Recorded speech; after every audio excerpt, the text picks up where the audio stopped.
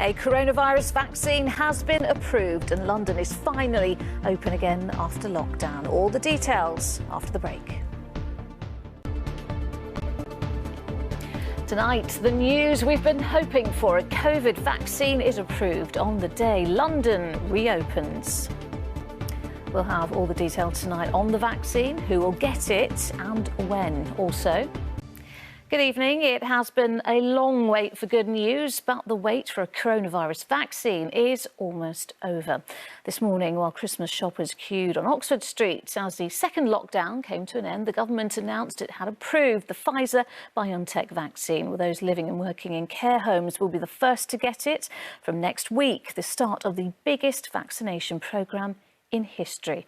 Our political correspondent Simon Harris has the latest.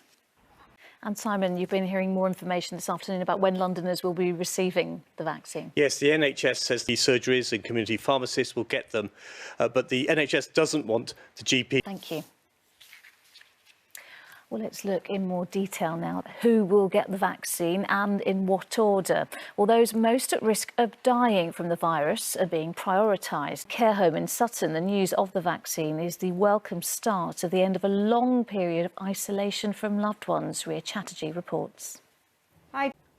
Well, joining me now to talk more about the vaccine and how it will be rolled out in the capital is the London Director of Public Health England, Professor Kevin Fenton. Professor, thank you for talking to us this evening. It is good news about the vaccine. We're expecting Londoners to start receiving doses as early as next week. But we heard in the press conference earlier, Professor Jonathan Van Tam saying medically safe but logistically complicated. How confident are you that we have the right infrastructure in place here in the capital to for this kind of mass rollout, given the fact that we have to store this particular vaccine at very, very cold temperatures? Well, as Professor Van Tam said, that, he issued this very strong plea for people to take the vaccine. It is important that we have this big take-up rate. The Prime Minister, though, stopped short of making it mandatory. Should it be? It is great news and we should be very, very positive about this. But this isn't going to be an overnight process, is it? We know that this vaccine in particular requires 2 doses. It's incredibly important still that people do follow those rules, that they stick to the restrictions while this is happening. So question, isn't it? Given the fact that we need to be incredibly safe and incredibly, adhere to these rules, should we really be lifting all these restrictions for a 5-day period over Christmas? Well, the good news is that the Tier 2 restrictions that we're going to be going into, that we started today, are stronger than the Tier 2 restrictions that we had before. So the success will really require all of us as Londoners to play our part. And we've done this before, and we will do it again. So as we make the best use of Tier 2, that will put us in a good place for the holiday period. But again, that vigilance is necessary from all of us: hands, face, space, and ventilation. All right, Professor Kevin Fenton, thank you very much for talking to us. Thank you. Well, a vaccine may be on the way, but the risk from coronavirus, as we just heard, is far from over. London is now in tougher Tier 2 restrictions. Well, football fans haven't been able to watch their teams play in stadiums since March the 13th. Tonight, they can again, albeit with limited numbers. Graham Stothard is at Charlton Stadium, the Valley. So, Graham, they'll be the first London side to play in front of their fans. Yeah, and more activity already there on the pitch. Thank you.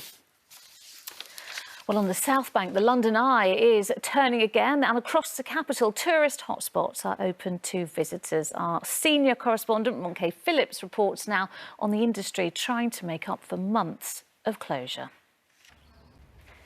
Reminder of our main headlines this evening. The government. Sally is here. And Sally, you have some important news about the winter's most romantic plant. Yes, which is, of course, mistletoe. I was under it today, unfortunately, on my own. So I had a lovely morning at Covent Garden Flower Market and Hampton Court Palace. It's a safer option, isn't it?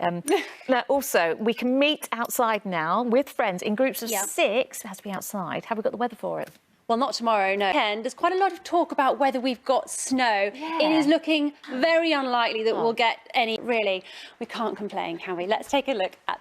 Well, hours after the restrictions were lifted, early birds wrapped the capital's Lidos as they reopened before that beautiful sunrise Sally was just talking about. Well, many swimmers were there as much for their mental health as physical, and it was an early start to make the most of the pool time. Sam Holder was there too. Oh, I think Sam was just a little bit cold there, wasn't he? That is it for now. We're back with the latest after ITV News at 10. Coming up, Mary with the ITV Evening News. But from me and the rest of the London team, bye-bye.